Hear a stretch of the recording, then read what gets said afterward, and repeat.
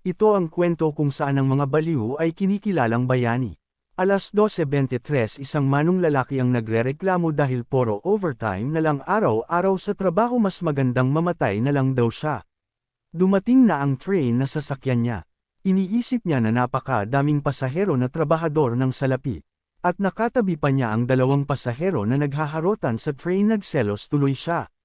Maya-maya ay hindi sinasadyang nas-iko niya ang dalawang naghaharotan. Humingi siya ng paumanhin sa dalawa dahil sa naputol ang kasiyahan nila. Pagkatapos ay nakaamoy siya ng mabaho na parang imburnal. Nagulat siya sa nakita niya, naging halimaw na aswang sila. Sabay inatake siya ng dalawang aswang. Naging aswang ang mga pasahero. At nilapan nila si manong lalaki. 10 taon na ang nakakalipas. Hindi mabilang ang mga halimaw at demonyo ang biglang lumabas sa bawat malaking syudad sa buong mundo. Naghasik sila ng lagim na infected ang mga netizens, kaya sila ay naging aswang na rin. At bumagsak ang pamahalaan ni BBM. Buti na lang may natitira pang pag-asa ang bayang Sinilangan. Sila ang tinatawag na mandirigmang bayani, tagapagpatupad ng kaayusan ng huling pag-asa. Nakaabang na sila sa paparating na train to Busan. Pagdating ng train sa Wasan Station, agad lumabas ang mga sakay nitong aswang. Diretsyong nilusob ang mga nakaabang na mga tao. Nagbigay naman ng hudyat ang doktor sa mga atabs niya, na 5 mga baliw na ubusin ang mga aswang. Nagsalubungan na ang dalawang grupo, matira matibay. Tumalon ng mataas si Lola habang tinatanaw ng mga aswang. Sabay gamit ng kapangyarihan nitong Mero-Mero no Mi, kagaya kay Boa Hancock ng One Piece. Pinaulanan niya ng mga palaso ang mga aswang. Samantala yung isang bata ay umiiyak habang kinakain ng mga aswang. Sarap na sarap yung aswang. Bigla silang nakaramdam ng sakit ng tiyan. At ito ay kanilang ikinamatay. Ang isa sa kanila ay nagwawala dahil may sakit ito sa isip, kakalabas lang ng mental hospital.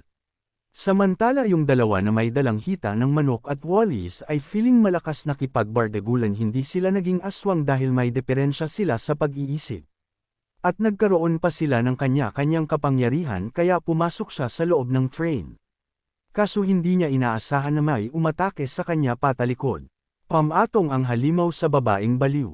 Pagkatapos ay pinisa niya ito at itinapon siya sa ere ni Rodolph. Pati mga kasamahan nitong baliw ay hindi pinatawad ni Rodolph, tinapos niya rin sila.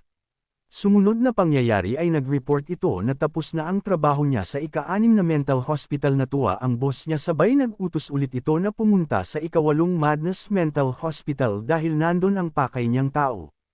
Samantala sa ika-8 Madness Mental Hospital, dumating na ang balita sa kanila na ang mga baliw na bayani sa ika-6 na mental hospital. Nakita nila sa CCTV na nakapasok na ang maraming aswang.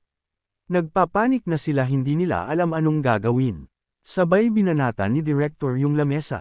Nagrereklamo siya bakit sila napasok ng aswang, at nag-utos siya na salubungin ang mga aswang. Hindi daw dapat makapasok ang mga aswang sa pinakaloob ng mental hospital. May nakalagay na laser at malalaking kadena sa pinto nito. Mayroon din nakalagay na karatola na SSS level na baliw ang nasa loob nito. Nakagapos ito ng mahigpit. Sabay nagising ang ating bida. At dito nagtatapos ang unang kabanata sa mundo ng mga baliw. Maraming salamat sa panunood niyo mga ka-option. Mag-subscribe na kayo o follow niyo ako kung galit kayo sa akin.